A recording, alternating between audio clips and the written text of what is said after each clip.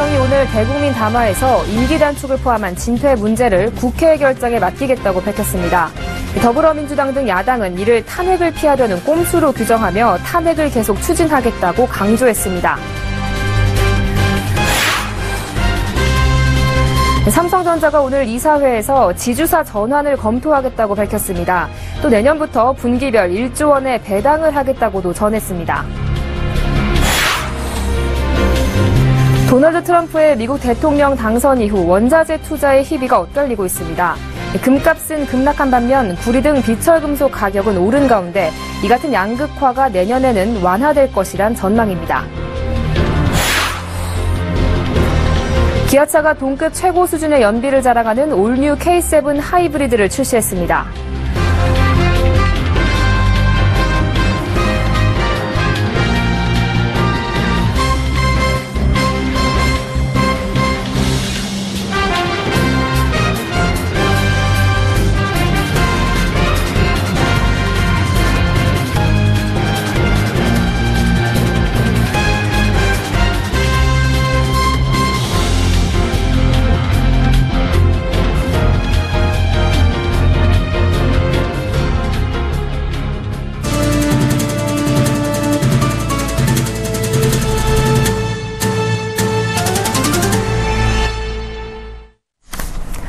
여러분 안녕하십니까? 29일 화요일 생경제연장 오늘의 주요 뉴스입니다.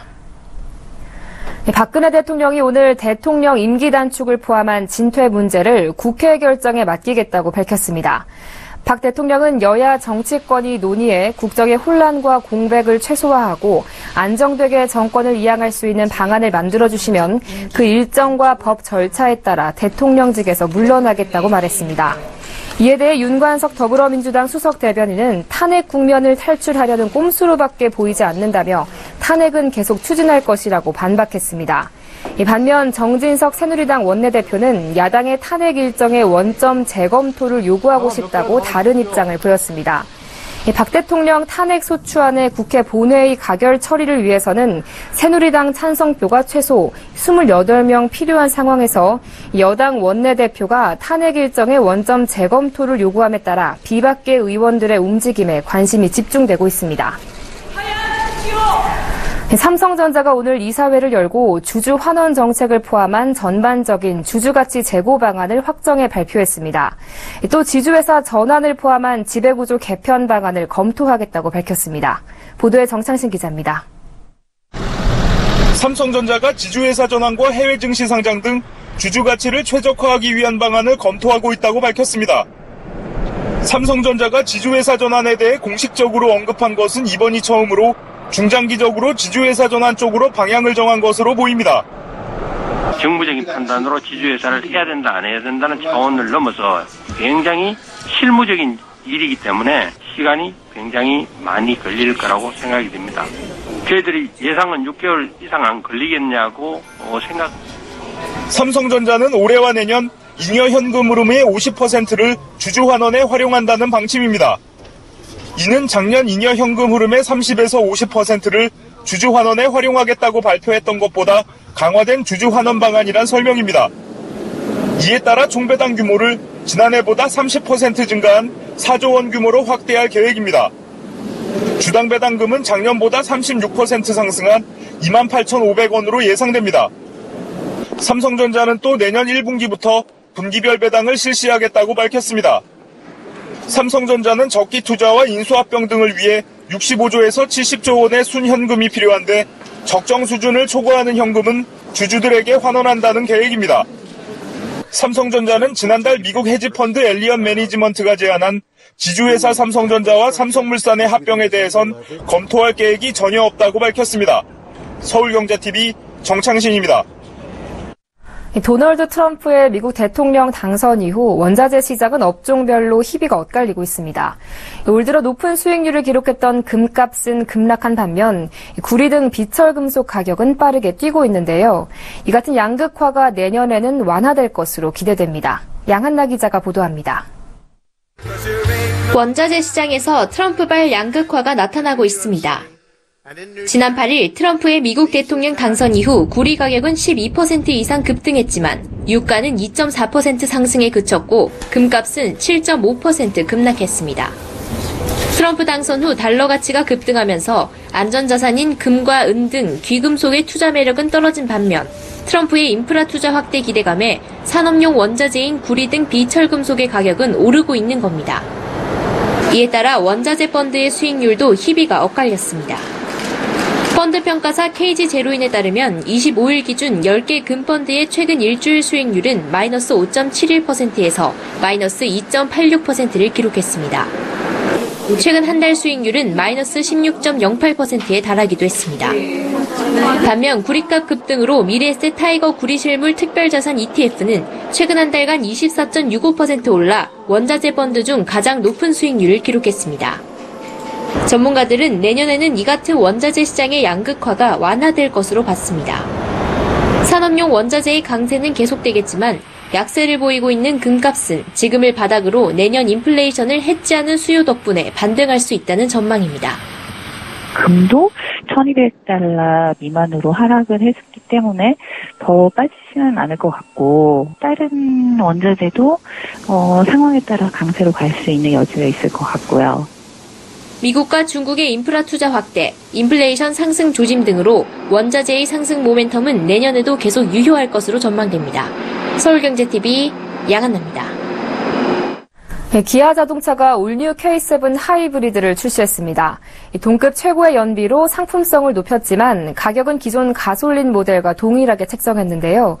기아차는 올뉴 K7 하이브리드의 내년 판매 목표를 6,000대로 세웠습니다. 박미라 기자가 보도합니다. 기아 자동차가 오늘 서울 광진구 W호텔에서 올뉴 K7 하이브리드의 공식 출시 행사를 열고 본격적인 판매에 들어갔습니다.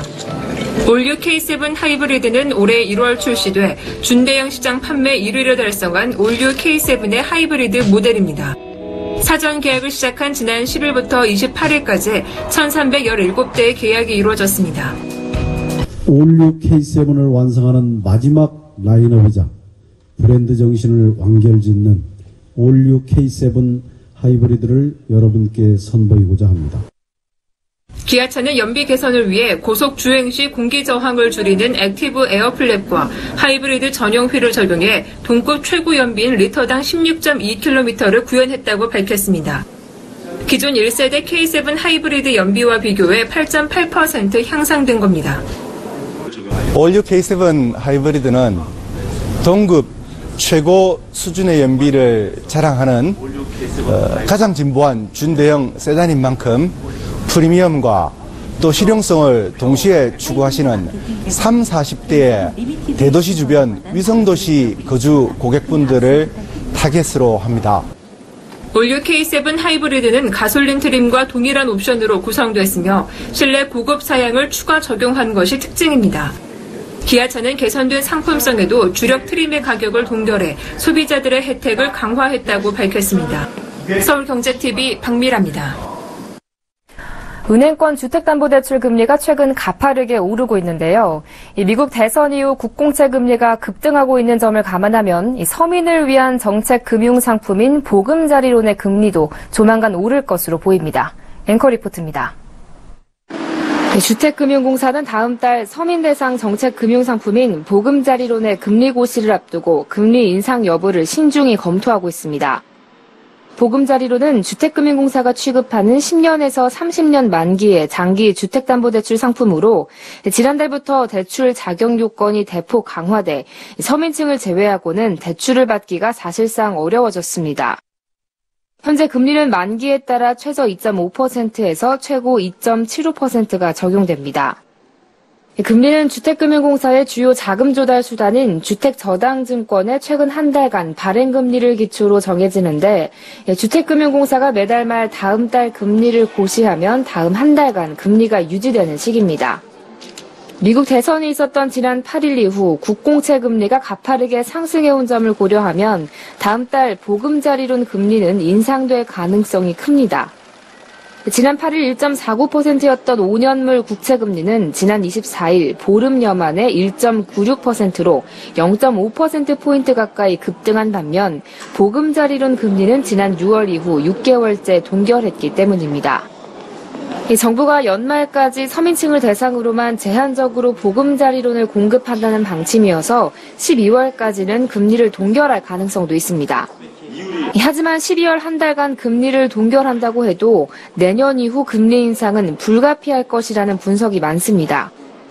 보금자리론과 유사한 정책성 주택담보대출인 적격대출의 금리가 이미 가파르게 오르고 있는 걸 볼 때 정책 상품이더라도 시장과 동떨어질 수는 없기 때문입니다.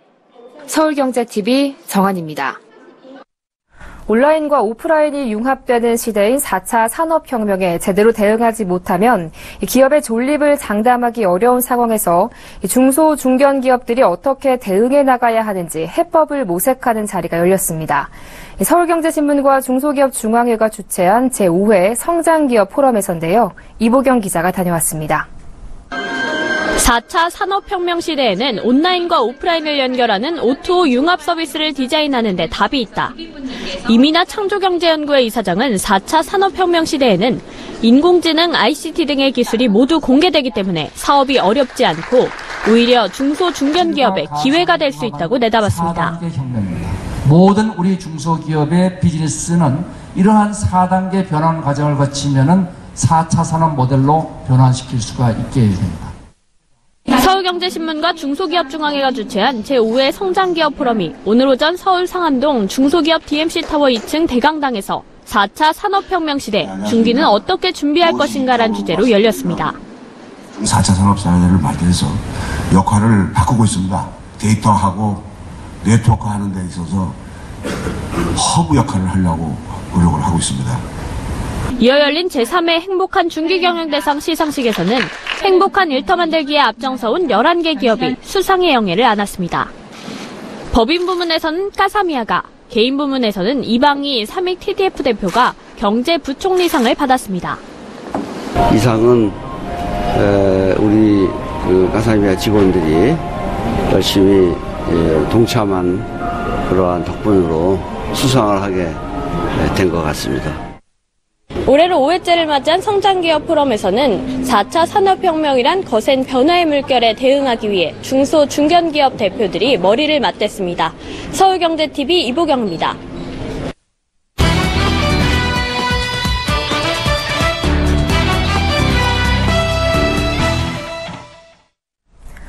네, 경력이 끊어진 전업주부도 내일부터는 추후납부 제도를 통해 국민연금에 재가입할 수 있습니다.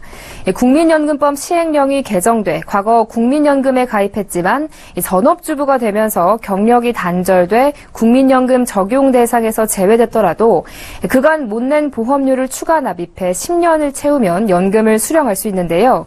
그래서 오늘 투데이 포커스에서는 추후납부 제도란 무엇인지 또 이용하기 위해서는 어떤 조건을 충족해야 하는지 달라진 국민연금 제도에 대해 알아보겠습니다. 금융증권부 김성훈 기자 나와 있습니다. 안녕하십니까? 네, 안녕하세요.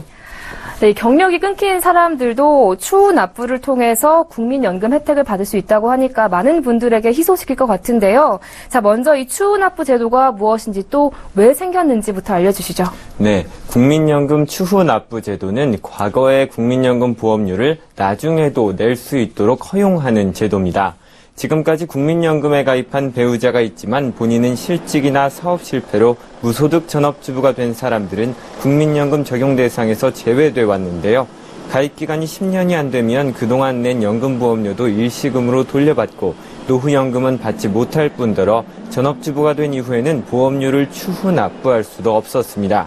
이러한 제도적 한계 때문에 국민연금법이 전업주부나 경력단절 여성을 차별한다는 비판의 목소리가 높아지자 이를 해결하기 위해 경력단절자도 추후 납부를 통해 연금 수령이 가능하도록 바꾼 겁니다.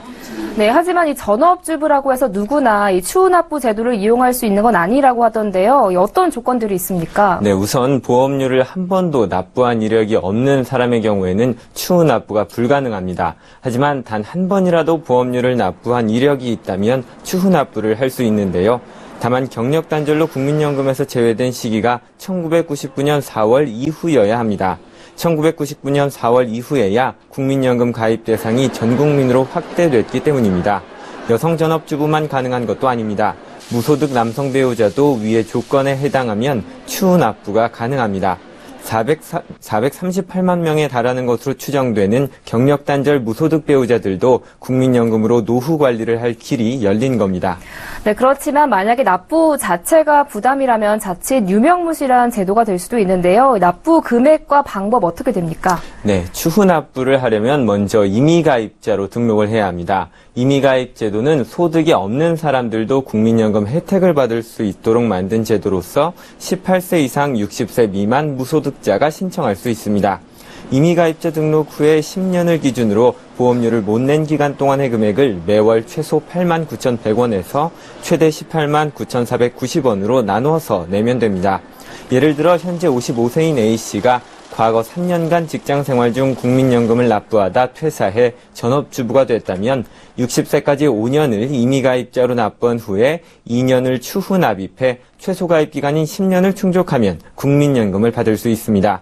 60세 이후 추후 납입하는 보험료는 한 번에 낼 수도 있지만 목돈을 추납하는 부담금을 줄이기 위해 최대 60개월 분납도 가능합니다. 추후 납부 금액에 상한선을 둔 이유는 고소득층이 보험료를 추후 납입해 높은 연금을 받는 것을 막기 위함입니다. 네, 그러니까 분납을 통해서 소득이 낮은 경력단절 배우자들도 이 국민연금 혜택을 받을 수 있게 되는 건데요. 이 추후 납부를 할 때 다른 주의사항은 없습니까? 네, 내일부터는 언제라도 추후 납부를 할 수 있지만 전문가들에 따르면 국민연금 소득률을 고려해 볼 때 하루라도 빨리 납입하는 것이 좋다고 합니다. 국민연금 소득 대체율이 현재 46%이지만 기금 안정화를 이유로 매년 0.5%씩 낮아져서 2028년에는 40%까지 떨어지기 때문인데요. 국민연금의 수익률은 현재 월소득 200만 원을 기준으로 했을 때 낸 금액 대비 평균 1.8배로 상대적으로 높기 때문에 빨리 추납할수록 더 많은 연금을 받을 수 있습니다. 네, 국민연금법 개정으로 가능하게 된 추후 납부 제도에 대해서 알아봤습니다. 지금까지 금융증권부 김성훈 기자와 함께했습니다. 오늘 말씀 잘 들었습니다. 고맙습니다. 고맙습니다.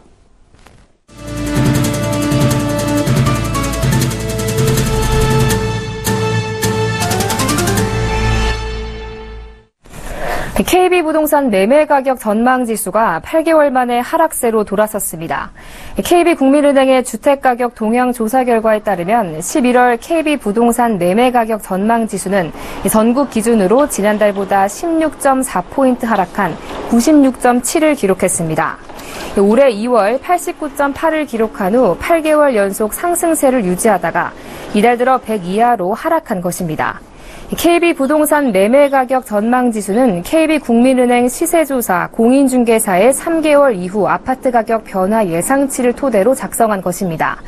아파트 시장 현장 경기를 체감하는 지표로 기준지수 100을 초과할수록 상승세를 전망하는 공인중개사가 많다는 것을 의미합니다. 전세가격 전망지수의 상승세도 멈췄습니다. 전세가격 전망지수는 지난달보다 10.5포인트 하락한 101.7을 기록했습니다.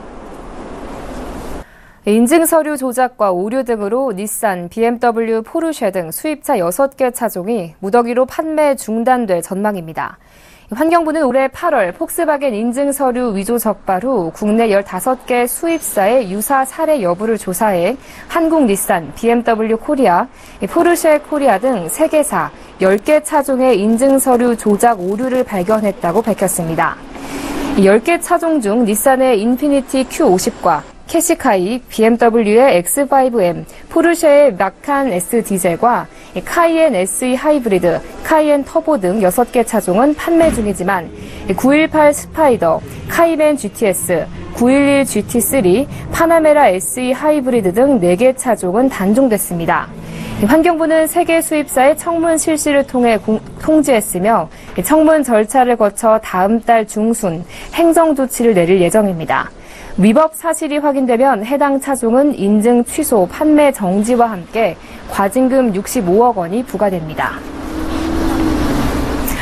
내일부터 연간 약 400원만 더 내고 자동차 보험 특약에 가입하면 사고 이후 빌린 렌터카를 몰다가 낸 사고도 운전자 본인이 가입한 자동차 보험으로 보장받을 수 있습니다.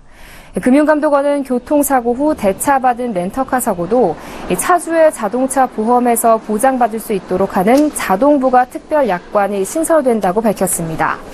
이 특약은 운전자가 자동차 보험에 가입한 특약 범위 내에서 대차용 렌터카가 가입된 보험의 보상 한도를 넘는 금액을 보상해주는 방식입니다.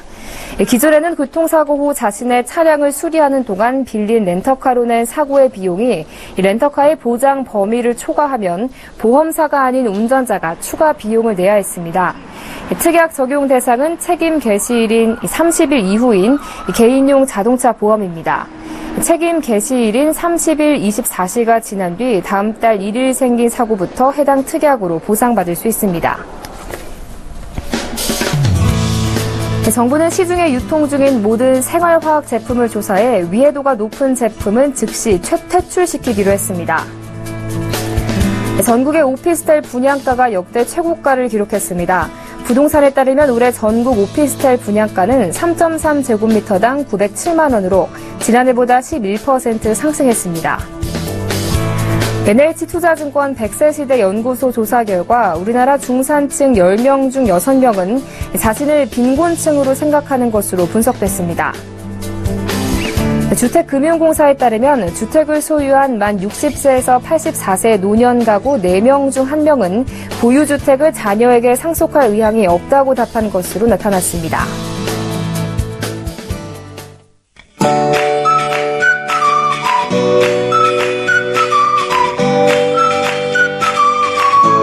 안녕하세요. K웨더 라이프스타일 예보 윤진열입니다. 오늘 아침에는 추웠지만 낮부터는 평년 기온을 회복하면서 비교적 포근한 하루였습니다. 현재 전국이 대체로 맑은 가운데 동해안에는 비구름이 형성돼 있어 울릉도와 독도에는 약하게 비가 내리고 있습니다. 이 구름이 점차 동해안 쪽으로 이동하면서 오늘 밤부터 내일 새벽 사이에 비가 조금 내리겠고 일부 산간에는 눈발이 날리는 곳도 있겠습니다. 내일은 서울의 아침 기온 2도, 부산은 7도를 보이면서 큰 추위는 없겠습니다. 다만 전국에 비 소식이 있는데요. 오후에 서해안과 남부지방부터 비가 시작돼 점차 전국으로 확대되겠습니다. 내리는 비의 양은 5mm 안팎으로 많지는 않겠지만 일부 내륙 산간에는 눈이 쌓이는 곳도 있겠습니다. 이 비는 늦은 밤이면 대부분 그치겠습니다. 내일 우리나라는 동해상에 위치한 고기압의 가장자리에 들다가 점차 서쪽에서 다가오는 기압골의 영향을 받겠습니다. 자세한 지역별 날씨는 나절 예보를 통해 알아보겠습니다. 중부지방 점차 흐려져 오후부터 비가 내리겠습니다. 낮 기온 인천과 대전 8도로 예상됩니다. 동해안 지역 비가 내리다가 새벽이면 그치겠고 오후에 다시 비가 오겠습니다. 강릉과 울진의 낮 기온 11도로 평년과 비슷하겠습니다. 남부지방도 오후부터 밤 사이에 비 소식이 있고요. 낮 기온 10도 안팎으로 비교적 포근하겠습니다. 현재 동해 먼바다에 풍랑특보가 내려진 가운데 내일까지 바람이 강하게 불면서 물결도 최고 4m로 높게 일겠습니다. 비가 그친 뒤 모레 오후부터는 기온이 다시 내려가겠고요. 주말까지는 대체로 맑은 날씨 보이다가 다음 주 월요일에 다시 중부지방에 비가 내릴 전망입니다. 날씨였습니다.